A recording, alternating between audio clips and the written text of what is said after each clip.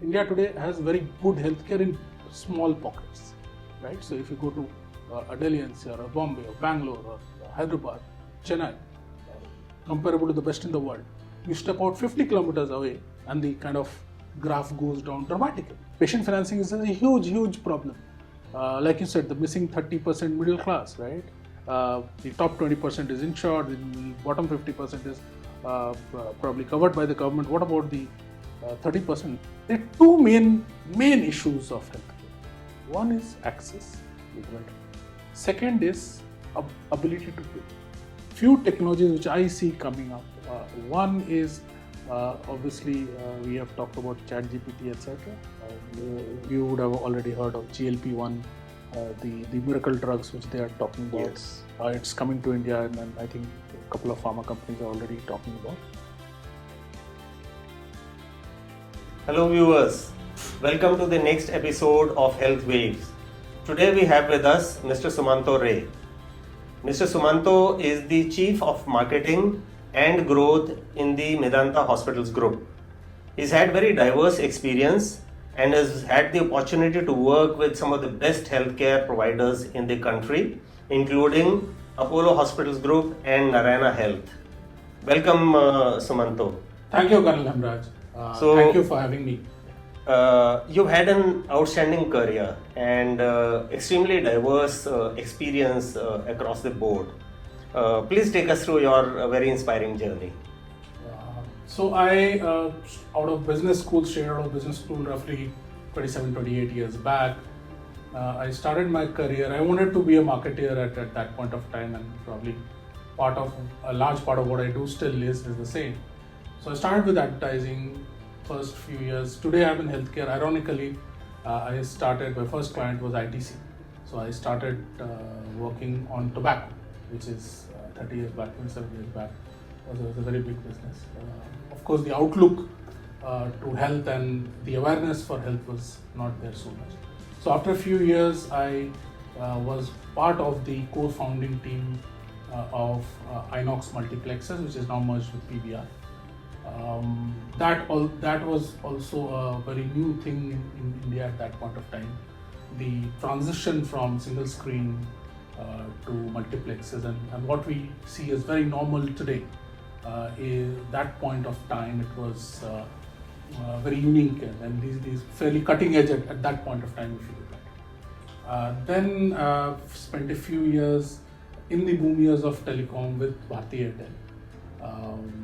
Again, that was fairly new industry, not a legacy industry, and it kind of telecom, all the entire Bharti Airtel and other companies, few other companies, kind of redefined the way people communicated with each other, and I think it became one of the biggest industries in the country. So post that, worked with insurance, life insurance, Reliance Life Insurance.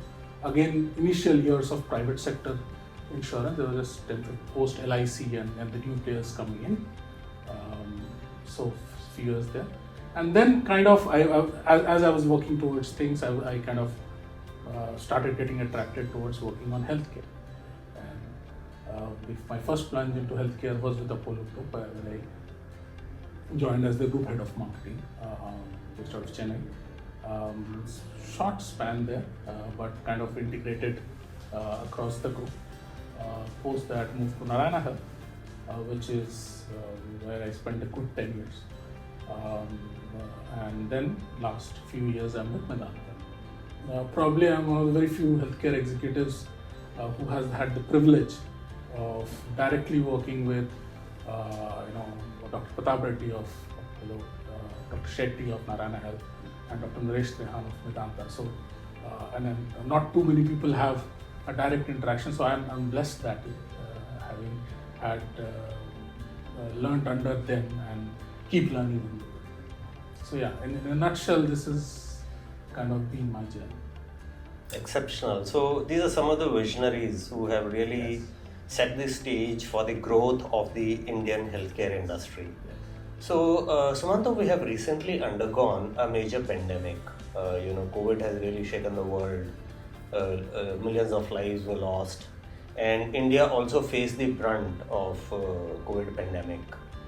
So our health systems were overwhelmed, and this has really set us thinking because we did not have enough beds, oxygen concentrators, or essential medicines. So what has changed post COVID pandemic? How have health systems been able to cope, and what are the new corrective actions or remedial actions which have been taken to address similar problem in future? Are we future ready really? So I think when COVID hit us, and it hit us, is really what we were always read about was about a black swan event. It was a black swan event. It's a once in a century event, and nobody probably saw it coming. There had been some talks about major disruptive events, but a disruptive event at this scale and a health related scare, nobody had seen. So I'm not very sure we can really prepare for events like this. We can gear up, but when it hits, you don't know from where it hits. However, the way I see it, and in the context of healthcare, I see it pre-COVID era and a post-COVID. So that's how we see it. Of course, hospitals learned how to deal with it. People learned how to deal with it. One of the key fallouts was, especially for most hospitals, was the fact that there's a major focus on NCDs, and now post the pandemic, there is also good focus on infectious diseases and the way those things need to be treated. Critical care has come into a lot more focus because critical care was seen as a major focus area during the COVID times. So these two areas were what I felt was more from a learning perspective from hospitals. However, also amongst the general populace, the awareness of healthcare and health went up dramatically. People understood and realized that health is very important. Yes. So now there's a lot of focus on preventive health and things like that. Also, the fact that you are looking at ripple effect across the industry. So probably because of more awareness, there's a ripple effect of more of health insurance and so on and so forth. So kind of awareness amongst the general public about health in particular, yes, kind of came up really well. Secondly, I think the larger piece happened that digitization came to the fore. So I mean, last 20 years, 25 years, telemedicine has been, then you and I are aware that for many years every hospital has been doing and people have been doing, and there was kind of a lackluster response. And the government policies were also not very clear because one of the larger problems with Indian healthcare is of access, and hospitals are somewhere else, the patients are somewhere else. So in that context, remote bridging is one of the best ways, but it never took off. But post-COVID, two things happened. One, the government put up a policy, very clear policy, because otherwise it was a little bit of policy gray area. So now that became clear, and people started using, because people were scared at that point of time to go to the hospitals, rightfully so, for the fear of catching infection. So what happened is people then got used to, and doctors got used to, communicating not for everything, but at least for a second opinion, for a follow-up and things like that, where a major amount of telehealth could be driven. So I think these are two major differences in a pre-COVID era and a post-COVID era. Of course, things have now normalized, and third is, of course, preventive health. With more awareness came more focus on preventive health, and we are seeing a lot of uptake on health checks, and people are more conscious, and both in terms of corporates and in the retail segment, people do come up, get themselves tested. There's a lot of people realize that during COVID anything can happen. If you're not tested, if you don't know about your body, your health, then that can have ramifications in such an event. So preventive health and the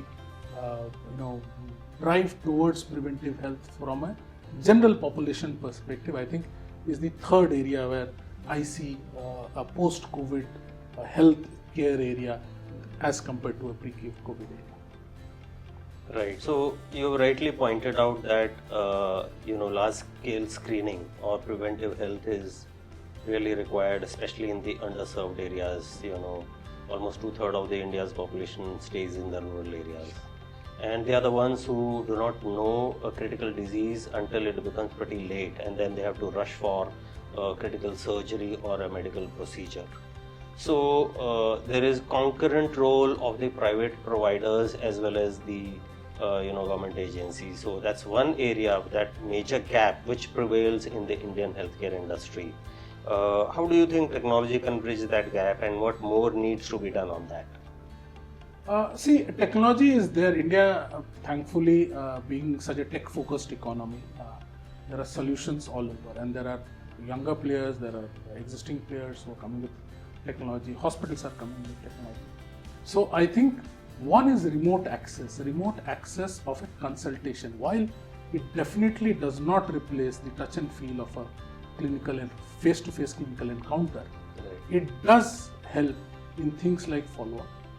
So if somebody from, say, a rural part of UP comes to our hospital and has gotten a treatment, the post follow-up becomes much more easier for everything that was gentleman or that lady doesn't need to come down from a Gorakhpur every time to Gurgaon or any other nearby big city for treatment. So that is, I think, a huge plus, because what we are essentially doing is enhancing access, and like you rightly said, that 2/3 of the patients base is in rural areas. In fact, in Medanta, in our flagship Gurgaon facility, 2/3 of patients are outside of Delhi NCR. So they are coming from all across the country, because tertiary quaternary healthcare are concentrated.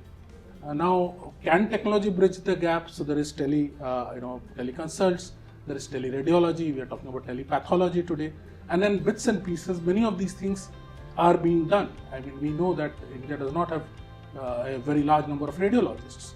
Right. So it's a question of, centralized radiology reporting can be done. In our Lucknow hospital, we recently started, and this is what we are taking PAN group, is the Medanta eICU thing, where we are tying up with various nursing homes and managing their ICUs on a real-time basis. So we have a full kind of control and command center in our Lucknow hospital, and we are building it in other hospitals also, and then you should sometime come and see it. Sure. It's a fascinating piece where there are TV screens and critical care consultants are available round the clock, and through technology they are managing patients at nursing homes, because as we all know, in smaller places the qualified critical care consultants are not so easily available. So what it again is bridging is access, right? And you can really zoom into the camera with just a touch of a button and see vitals and see the patient's face and very, very high technology stuff.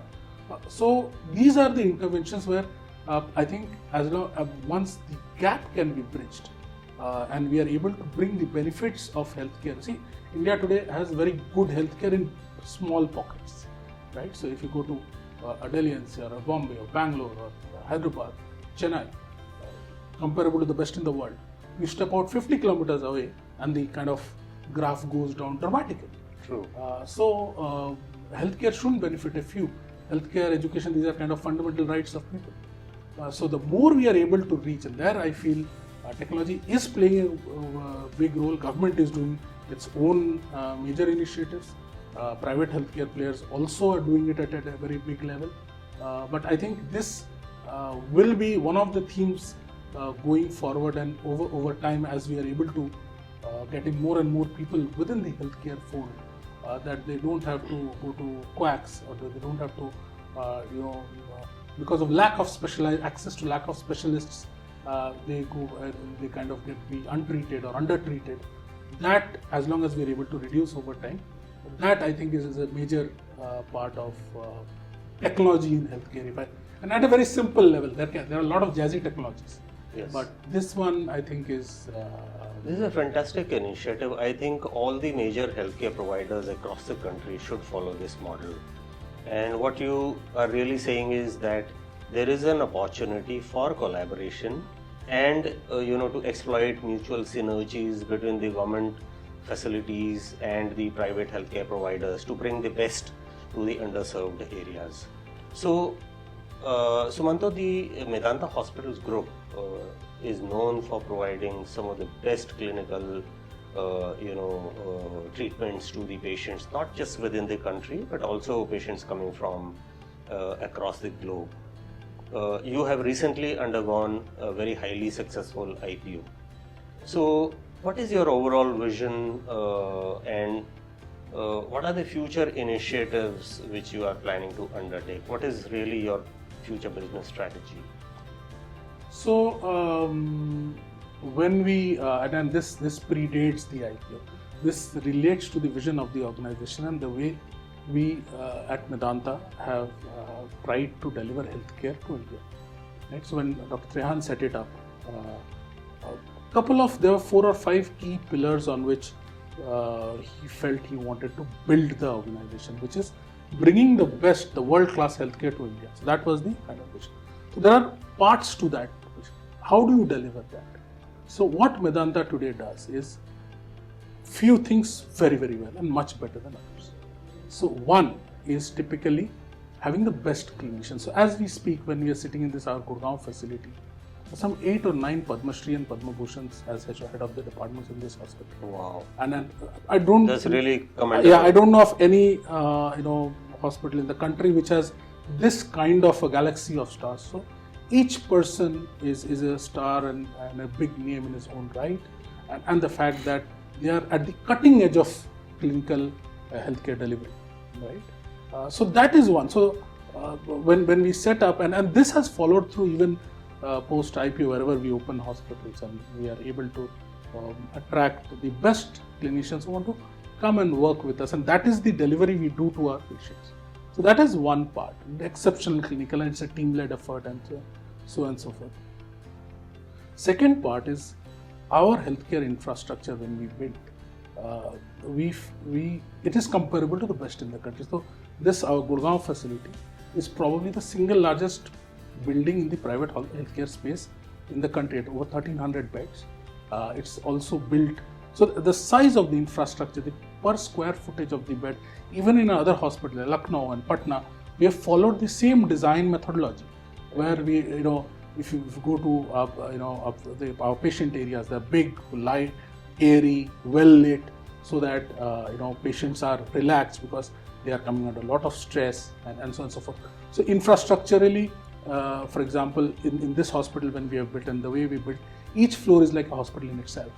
So probably a department of gastroenterology will have its OPD, its diagnostics and IPD on the same floor, and then the floor is run by clinical leaders.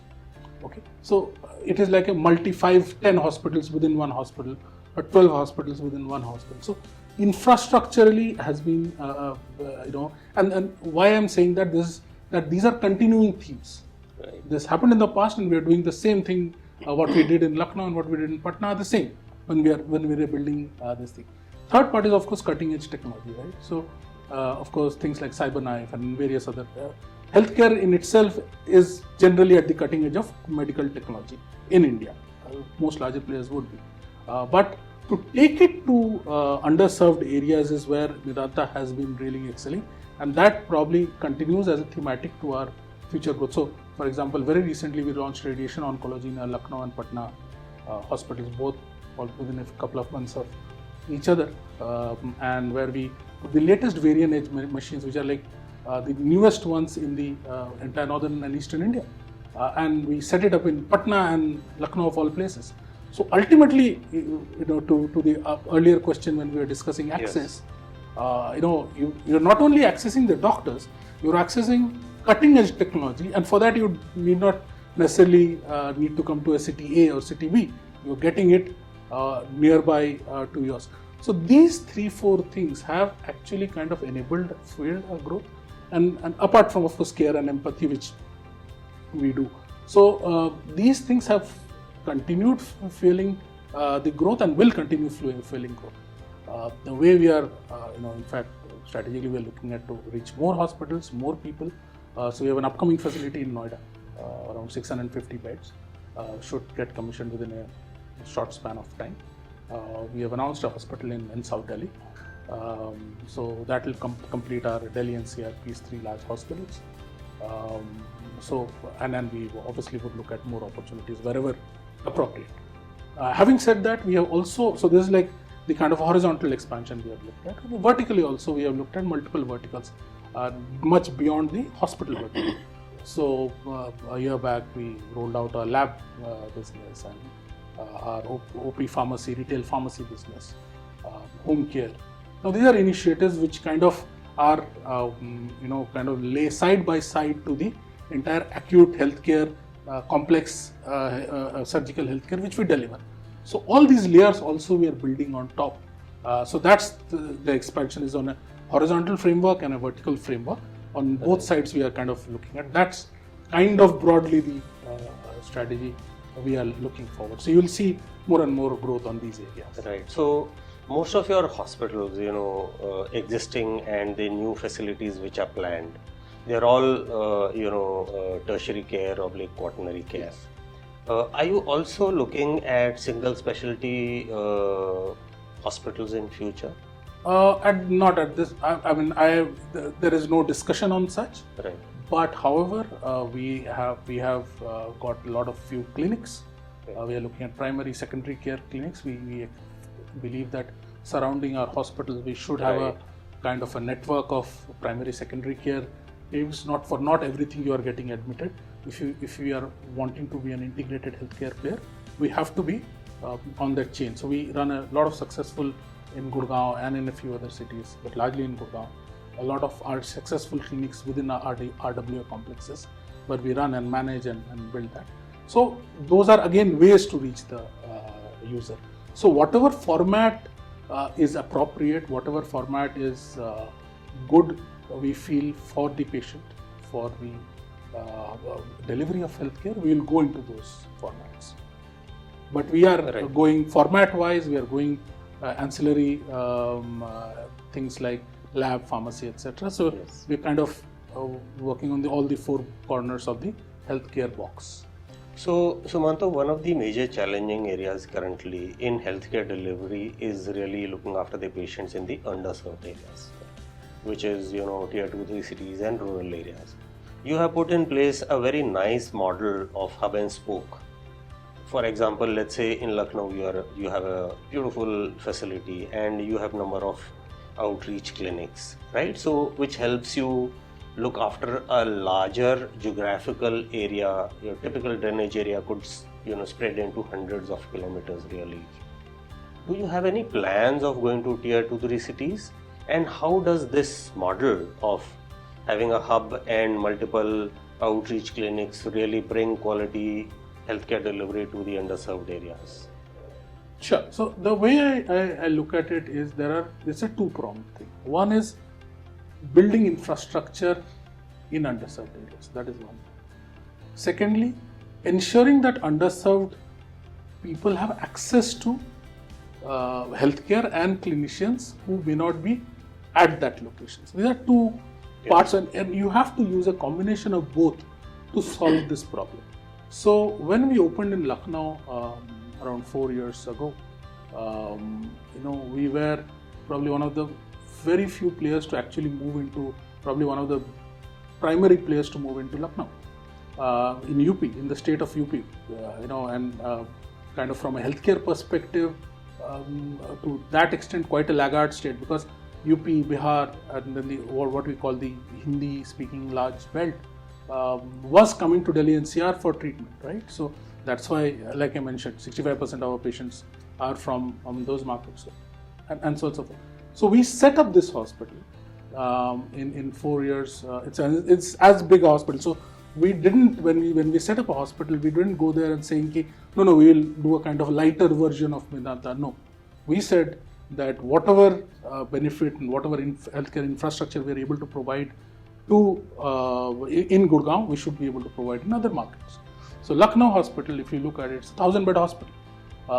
Probably by far the largest hospital in the private sector in the entire state. You have taken a huge risk. Correct. Yeah, So ostensibly, I mean, that would be the first thought in anybody's mind. Yeah, but you have to also realize that at a 22 million, Yes. UP is the size of any European country. Right. So you have the population. And that market really lacked the kind of infrastructure and clinical excellence which you have actually provided. Absolutely. So what we did is we put up a facility similar to our in scale to our Gurgaon facility. One. Secondly, we got the best clinicians in the state. So if you go to Medanta Lucknow today, they have the best clinicians. Like I was mentioning here, Padma Shri Padma Bhushan, they're also it's the top clinicians of those markets. So what happened is suddenly people started getting the Medanta brand of care coming to Eastern UP, right? And in 4 years' time, we were operating at probably 400 450 beds. We almost close to capacity, and we are opening newer wings and within that. So there was a lot of pent up demand. There was a lot of need for a large player to come in, and mind you, that was our first expansion in an underserved area. We didn't open a second hospital in Delhi at that point of time. We went into a market where with that kind of product. A couple of years down the line, and it's been 1.5 years, we opened a similar hospital in Patna, 650 bed, big hospital. I remember during the inauguration, a lot of dignitaries who came and stood in our hospital and said, this is the tallest building in Patna and we can have a full view of Patna and so on and so forth. So that is the scale we have again put in Patna. Right. And again, we are seeing that kind of traction. We have been in Jharkhand, in Ranchi, smaller hospital, yes, and Indore. So if you really look at it, all these places have huge populations, are hugely underserved. So we have put in assets where physical assets and large scale physical assets, not compromised in any way, and put in the best clinicians, again not compromised in any way. Okay, it's a kind of a secondary center. No, they are equal in scale, in everything, true to Dr. Priyan's vision. So that is one of where we have put in physical infrastructure. But there is only so much physical infrastructure you can put. How do you reach all other people? So that is where we take our clinicians into outreach OPDs and smaller clinics and go to remote areas where the people in district tier 2, tier 3, tier 4 towns are able to access on a periodic basis the best clinicians the country has to offer and the Medanta group has to offer. And follow-ups, like we discussed earlier, can happen through remote. But they are able to probably somewhere, a guy sitting in Bahraich probably sees a top-end nephrologist or a urologist or a cardiac surgeon who comes there, cardiologist who sees. Otherwise, the person has to make a trek to Delhi or any other large city or Lucknow and then get an OPD. It's a complex thing for them, and yes, it's not easy. And it piles up costs every time. It's not easy to go to another place. See, there's loss of livelihood when you go out for 2-3 days. So this is how we are expanding. So one is physical asset based, where we are building large scale centers in underserved area, and secondly, taking our clinicians into various outreach activities where the local population on a periodic basis is having access to top class clinicians for their treatment. Right. This is a fantastic model. I've had the privilege of visiting your Lucknow facility, and the kind of infrastructure is really exemplary. And the way this hospital has grown in such a short span of time, I think it's a case study in managerial excellence. So full credit to Dr. Trehan and Mr. Pankaj. You should just to interrupt. You should visit our Patna hospital also. Right. It's similar and it's doing definitely in future. So one of the challenges as a CEO, I have found, because I have managed hospitals in smaller towns of India, is the clinical talent. How difficult was it really for you to, staff your new hospital with the top-end clinical, talent, so that your facilities would be able to provide the best, treatment possible with excellent outcomes? So yes, that has been a challenge always. However, the way we kind of circumvented is again going back to what I said, that the kind of infrastructure and the kind of technology if you put in. There are, I'll take the example of UP.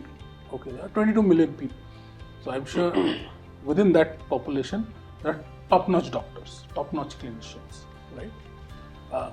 If you give them the infrastructure and the technology to work, which is at par with a Delhi or a Bombay or a Bangalore or wherever, then that challenge gets circumvented.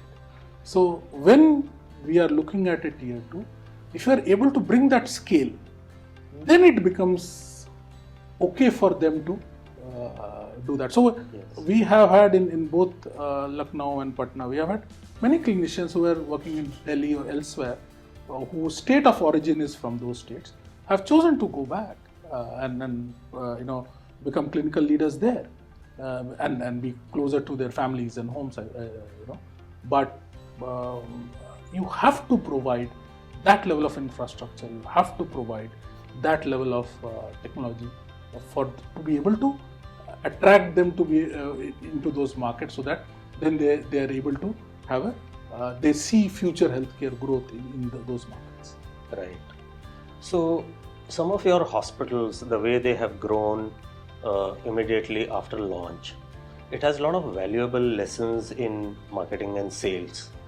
So what are those marketing and sales strategies which you have adopted across the group to cater to the entire patient journey or value chain? See, when you are looking at marketing strategies, you ultimately look at stratifying the population or the addressable population into certain buckets. That's the basic principle. I think that's been one of my learnings across industry, that that's how you do it. So when we look at marketing, we look at 2-3 kinds of stratification.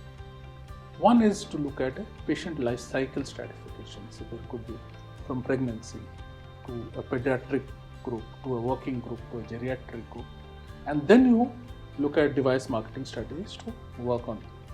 The other aspect could be in terms of primary, tertiary, secondary. Like I mentioned, that apart from being a tertiary care center, we do have many secondary care centers and primary care centers and RWA clinics, right? So and those you are addressing and targeting different populations and different healthcare needs. So again, you are stratifying by need. That's where lab comes in. That's where pharmacy comes in. That's where home care comes in. So you stratify by age profile. You stratify by need, and then work out micro strategies for each of these things. So the way you would market home care is different from the way you would market complex surgery, right? And the one could be an outreach led, one could be an awareness led, one could be a convenience led, right? So individually, so the idea is to break it up into the entire target audience into smaller cohorts and market to those cohorts, and so that their healthcare needs are met and they have enough awareness.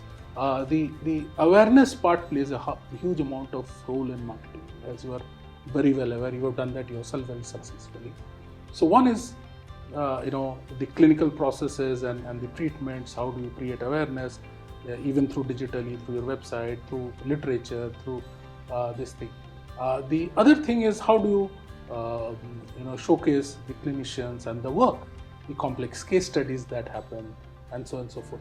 For a tertiary care, the treatment for the communication and the marketing for home care could be totally different, right? So where we focus on the convenience bit and the kind of are you able to deliver ICU at home? This is a fast-growing service that we are providing. A lot of people are post-acute care are choosing to go home rather than this thing. And today with technology, with the kind of devices which we have, we are able to provide all of them.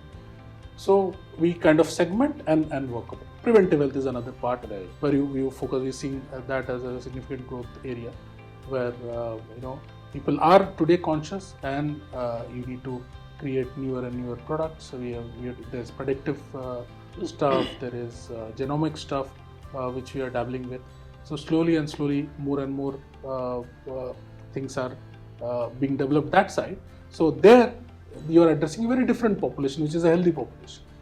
which is not sick, right? So that has to be marketed differently. So broadly, the thought is that you break it up into smaller cohorts and market to these cohorts. Right. How efficiently you are able to break to cohorts and micro cohorts is the key. Sure.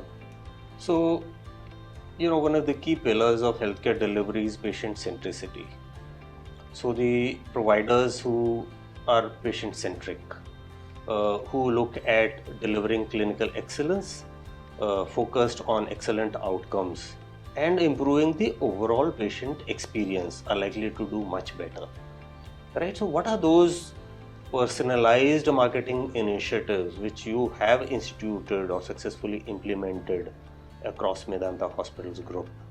If you can just educate us a little bit on that. Sure.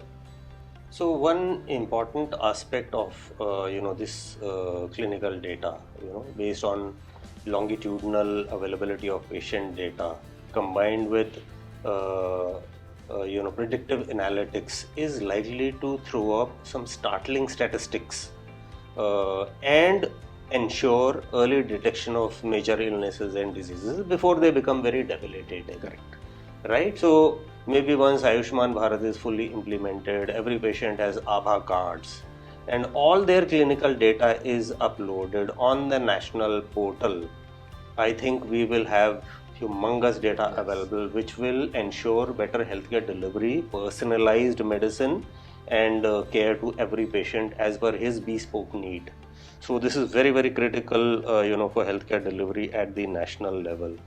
So Sumanto, India is fast emerging as one of the key destinations for medical value travel, and Medanta Hospital has been treating patients coming from Middle East, Africa, SAARC countries, CIS countries and maybe some of the advanced economies as well.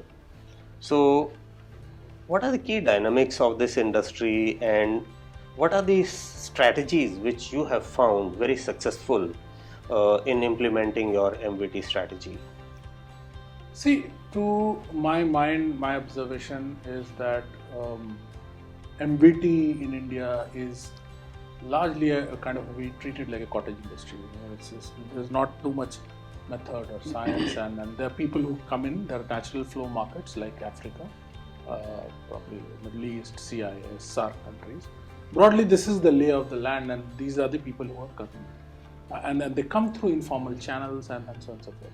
So I think a larger, more concerted effort at an industry level and at an industry governmental level needs to be done. Last year, there was a very interesting initiative by the Ministry of Health, Government of India, on the India-UAE partnership, where there was a delegation of public and private hospitals and the ministry led by the Joint Secretary Health, Mr. Love Agarwal. We went to, and I was part of that panel representing the private sector hospitals. We went to Africa and we were looking at how well we could look at MVT in a very different way, where again, see, it's a thematic, it's an axis, right? So the patient is in another continent, the doctor is in another, the hospitals are in another continent. So are there ways to bridge there? Are there opportunities where we can do something in those markets itself? I think that's the future of MVT. And a couple of very interesting, so we had met a lot of hospitals in Kenya and Tanzania and various business houses and all that. And one of the things that came out is there are a few workable solutions, and us and many other hospitals probably would be working on it. So one is, and it's not very easy always to set up a hospital in a foreign country. There are regulations and there are other things. However, there are opportunities there where one can look at what you call a classic box-in-box thing, so that there is a hospital and you run the cardiac center, or so the physical, or you run an onco center, or you run a so on and so forth. So what we felt, and talking to the stakeholders, the local stakeholders, okay, and the local hospitals and local doctors, we felt that this is one way we could look at going forward, engage in those markets. So that is one. Secondly is again leveraging technology, where India's strength is tremendous. So things like teleradiology, telepathology, teleconsultation. Again, there are many opportunities. And these are needs because if you look at Africa, for example, a CT and MRI, you will have a 3-week waiting time and probably will cost you $100. So, I mean, there's no price on comparison, or even a dialysis will cost 10 times the amount. So, A, it is not available, you have to wait time. Second, you pay 10 times the time. So, India has an opportunity to go in there and kind of provide accessible healthcare to those people. So, this is one. I would like to mention Government of India has, I think, is taken very seriously and doing great strides on it. Prime Minister Modi's Heal in India initiative. This is what they're trying to build a portal and kind of they're trying to remove a lot of information asymmetry that exists from in these markets about Indian healthcare. So they're putting up a portal, they're coordinating with embassies, and they're coordinating with private and public hospitals. So I think this is, and as we start seeing this working, we will be able to see the benefits of it going forward. I think that's an excellent step what the government is leading, and this because this involves countries, right? So and there are Ministry of Health, Ministry of External Affairs. Within the government also there are multiple departments. Then there are private players, public sector players. So I think if we get this act together, I mean this is a huge opportunity for India as a nation and in healthcare, and we being part of that. It's a great opportunity for us also.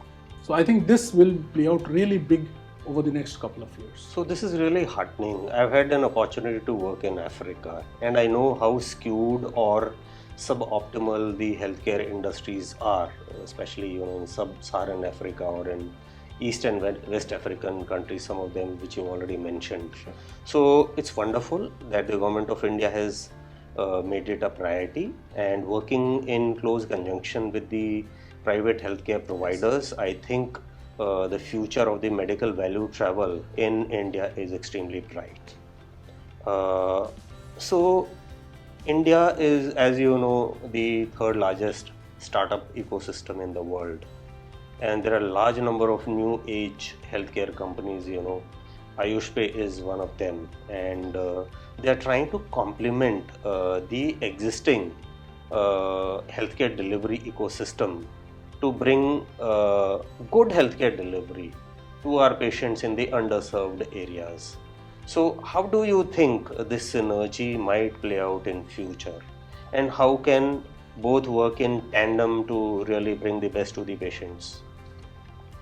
I think it's a very good thing that it is happening. Why so? Because larger hospitals with our doctors and our clinical systems, we are very good at and focused towards healthcare delivery, treating the patient. But there are many ancillary things that goes into getting there, right? So treating the patient and taking care of the patient and doing a surgery on a patient is one part. But again, I mentioned access. So a lot of players are working on the access side, where through technology, through this thing. Then there is, India is an out-of-pocket market, as we all know. So financing is an issue. So many players, and I think you are also one of them, trying to bridge that gap. That preventive health also, like you were laying so much of emphasis on. Yeah. So a lot of players on preventive health side. Then obviously wearables we are seeing now. We have moved from smartwatches to rings now, right? Then with newer technologies like human and other technologies which are non-screen even based. Patches, small patches which can pass the critical clinical data to a doctor or a caregiver in real time. CGM, continuous glucose monitoring. Absolutely. You put in a patch and it's great even for heart patients. Great for diabetics. Yes. So continuous monitoring. I think Apple and Samsung both globally, and I'm sure there would be Indian versions also where non-invasive glucose monitoring through sensors is also being worked upon.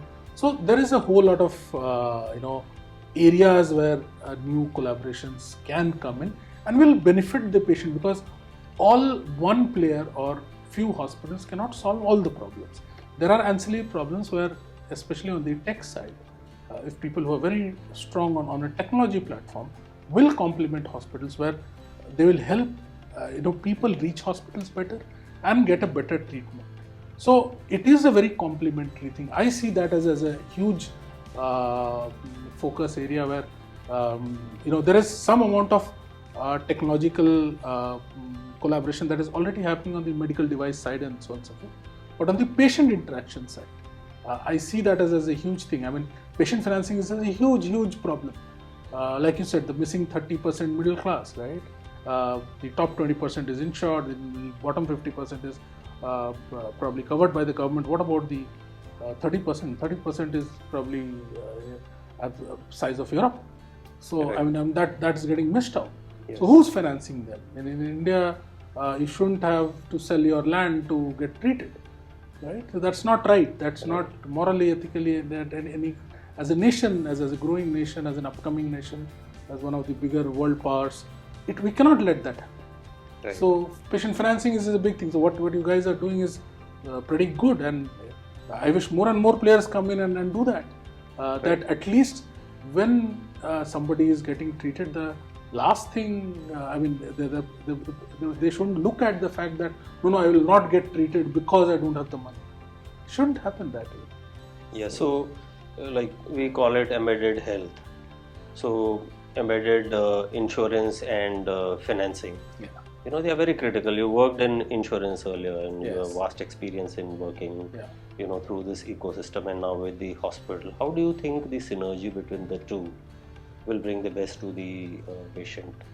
See, embedded health, it is a concept from embedded insurance, right? So, started a few years back where you do not interrupt the user journey for insurance. So, for example, if you are buying a flight ticket internationally, they will most likely bundle a travel insurance with it. So, you are not buying travel insurance separately because you are buying a ticket and so on. If you are buying a home, the builder will probably have a tie-up with a home insurance. Right? You're buying a car, naturally there's a car insurance, but that's a regulatory thing. So similarly, hospitals and insurers are, insurance is sold separately, people access healthcare separately. So there are many models globally. So one of the models that come to my mind is Kaiser Permanente in the US, in California and all, where they run their own insurance system and their own hospitals. So it's an integrated thing. So you subscribe to the plan. So there is no hospital separately and insurance separately. In my earlier organization, we had worked with one of the insurance companies to kind of work it out, and I've done some work on that. And then, of course, Narayana Health. Yes, and then COVID hit, and then of course now they've got the license and so. Yes. So they're going towards that direction. So yes, it is one of the ways. However, one caveat on that it works in places where there is a large coverage of those hospitals. If there is not a large network of hospitals in a market, say MP, it's very difficult for that to work. And this is one of the reasons why even the Kaiser Permanente model, if you look at the US has 51 states, and then probably it has worked in 5 or 6 states. It has not really, so where there is density of healthcare facilities all across tertiary, secondary, primary, then it works. So it probably can work in a Delhi NCR or in Bangalore or in Calcutta or in Bombay, but will it as effectively work in say Gwalior? I don't know. So that is a little bit of caveat to embedded healthcare. Yes, so maybe that's where startups like AyushPay come in and bring in subscription-based model which provides access at affordable rates to larger number of patients across the country, just to complement the efforts of the private providers, work in conjunction and take the healthcare delivery to the last mile. So we've also seen that, like COVID pandemic, we discussed, deployment of technology to take care of patients. So care is moving away from the healthcare facilities, right? There is a lot of technology which is deployed within the hospitals, affordable, because affordability of technology for the providers to ensure sustainability, that you take out respectable EBITDA margins without incurring too much of capex. So then there is technology which is deployed outside the hospitals, remote patient monitoring and all that. What are those newer technologies which you have found useful in your group and which you think are replicable across the entire Indian healthcare industry? I am aware of the hype cycle. There is a lot being talked about artificial intelligence, 3D printing, wearables, and so on and so forth. But the adoption of technology, unfortunately, like the other industries, fintech, for example, in healthcare is very slow. So, what is that affordable technology which we can really implement without burdening the health systems existing in the country? So I would like to slightly disagree on that point that healthcare is slow to deploy technology, as you are well aware that on the treatment side, healthcare deploys the cutting edge technology. So whatever you see, whether it's a cyber knife, whether it's a wearing age machine, all kinds of stuff. So technology in healthcare may not, when we are talking about the consumer facing, there is the treatment side. Treatment side, we have the kind of technology which is probably the best in the world, right? So nowadays we are seeing a large traction on robotics. So a lot of treatment is happening through robotics. A lot of surgeries happen through robotics, and we are seeing this, and now many insurers are also taking it within the insurance fold, right? So last year and a half, this trend has changed that it's now starting to get insured. So yes, fairly a good amount of cutting edge technology. On the consumer side or on the user side, what few technologies which I see coming up. One is obviously we have talked about ChatGPT, etc.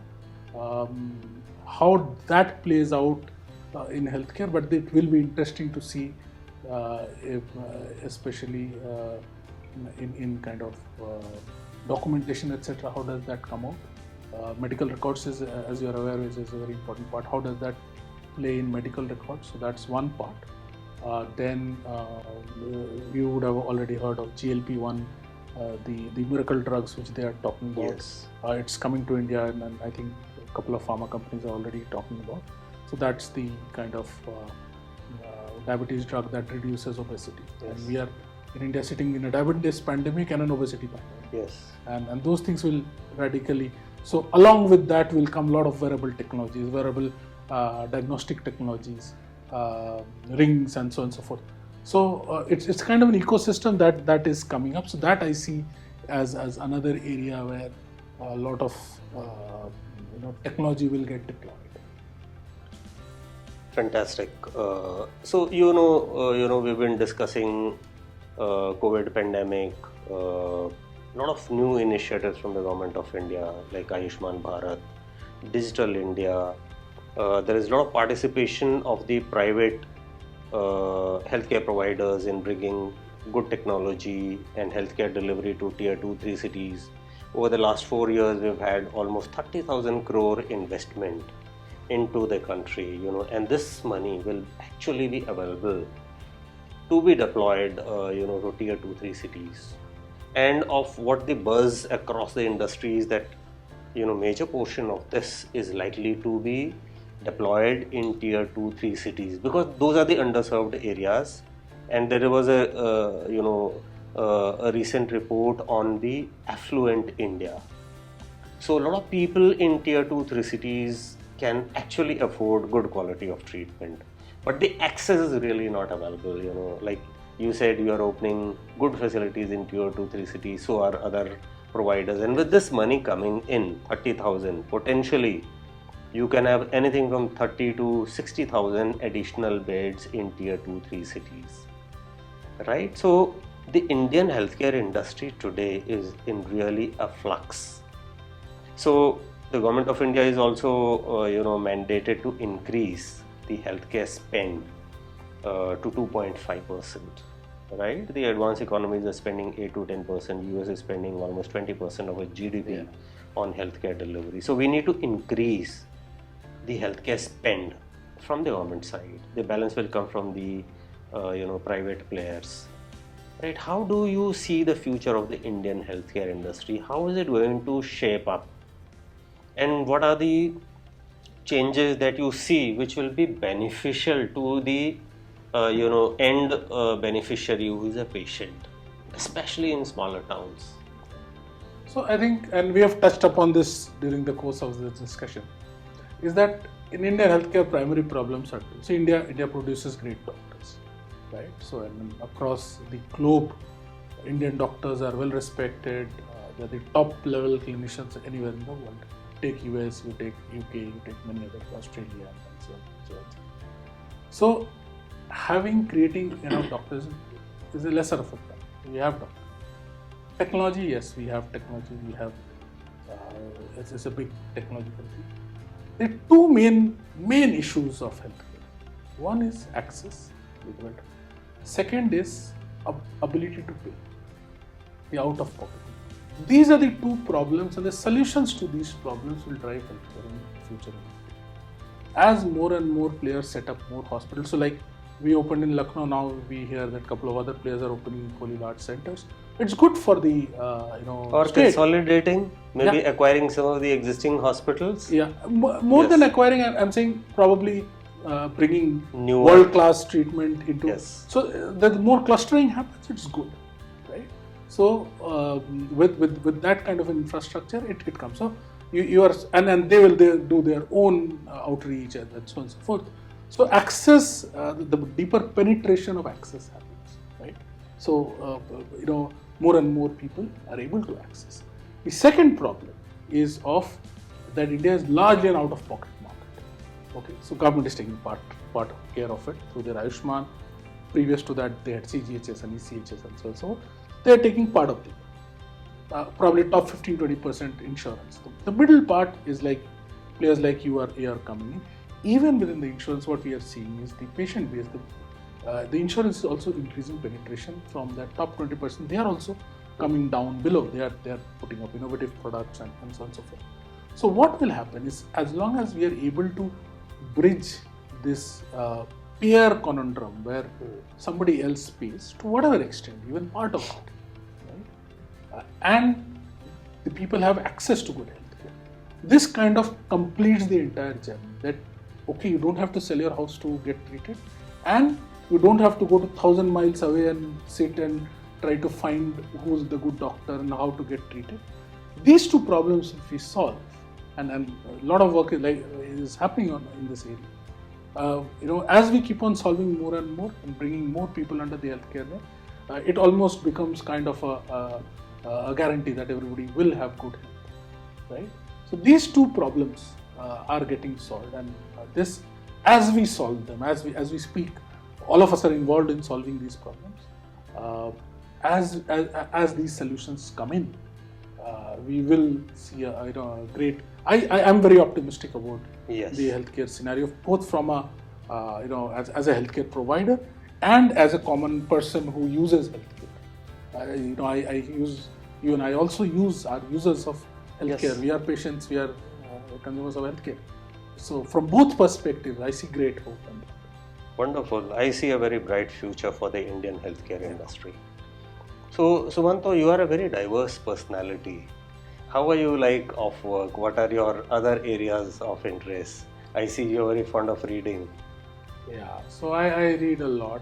Last year I read around 15 books, which is very bad in my opinion. 15 books, I think, should be dream of every CEO. So no, so there are people around me who read far more books.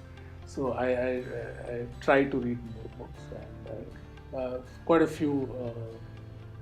I was reading this book. I'm currently reading this book called Hacking Health by Mukesh Bansal, the founder of CureFit and Myntra. Right. Excellent book about overall holistic health. Wow. And I am finding it very interesting.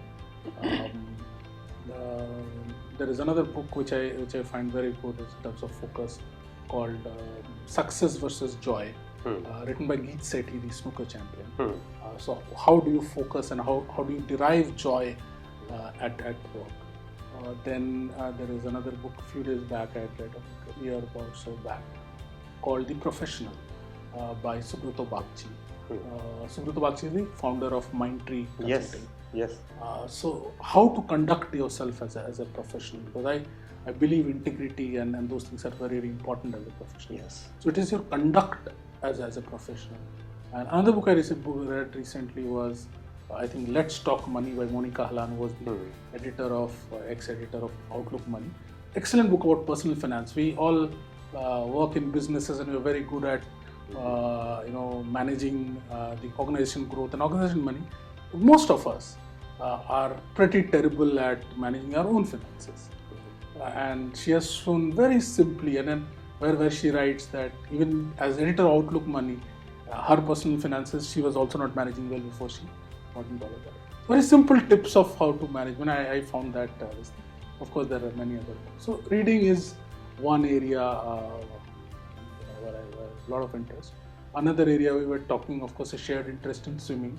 Yes. I love swimming. I have swam, I've snorkeled, so I've done the Great Barrier Reef. Excellent. I've done it in Seychelles. So it's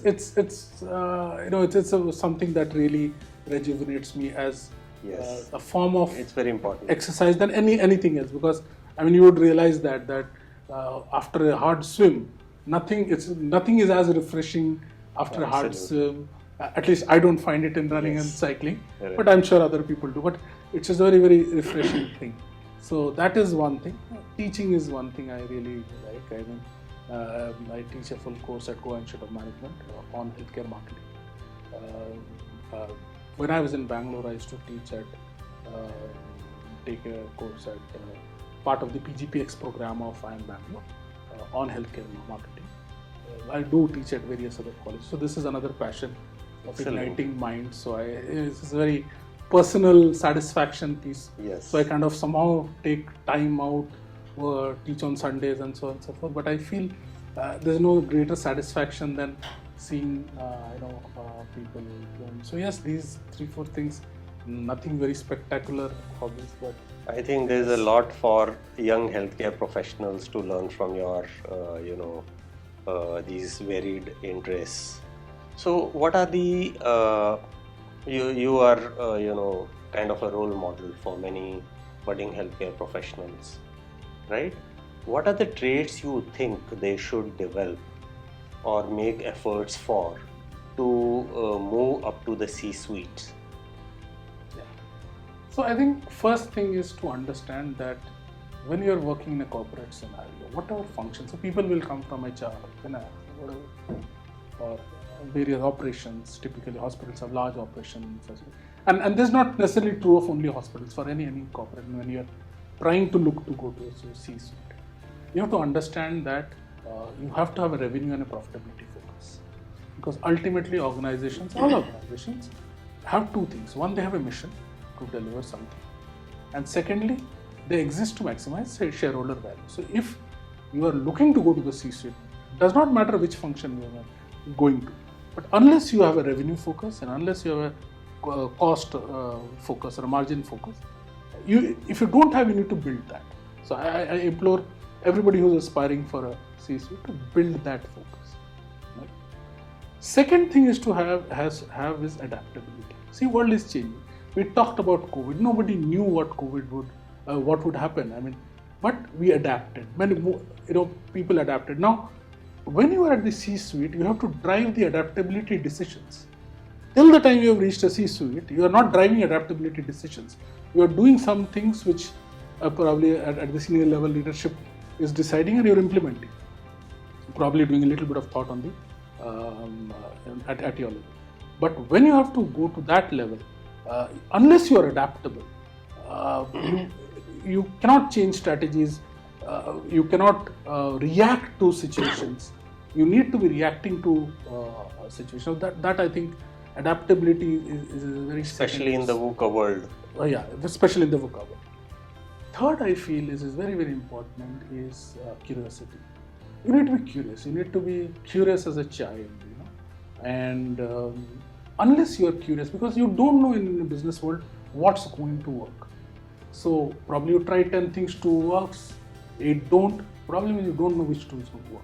So you need to keep trying new things. So unless you are very curious as a person, unless you are, it's like children. Children try out new things. They try to walk, they'll fall, because they have that childlike curiosity. As we become adults, there is a certain amount of cynicism and fear sets in for us. Yes. So we are scared of being curious.